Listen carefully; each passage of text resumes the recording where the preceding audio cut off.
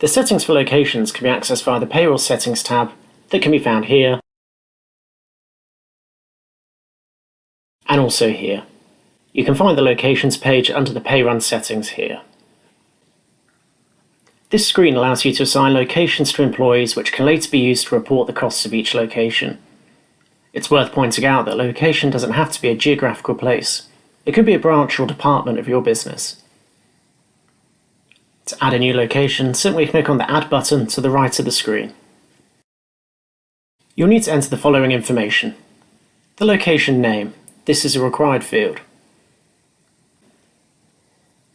If you want it to be a sublocation of another location, meaning sit under it, like on the left-hand side here, if you tick the sublocation box, you can choose which location you want it to sit under.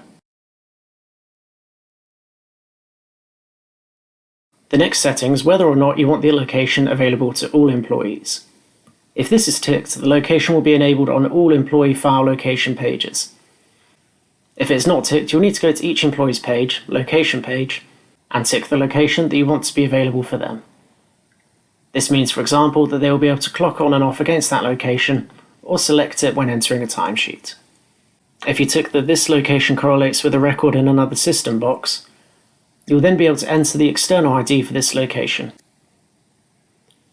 The system will check the external ID used and will validate the uniqueness to prevent multiple locations having the same external ID. And finally, you can choose whether or not you want sublocations to report to this location. When this is enabled, reports will not split data into sublocations under this location. All report data will be rolled up and included in this location. When you've completed these fields, you simply click Save. You can delete locations. However, it's worth noting if you delete a location, previous data belonging to that location will still be in the system, but you will either not be able to report on it, or it will be lumped into an unknown location field.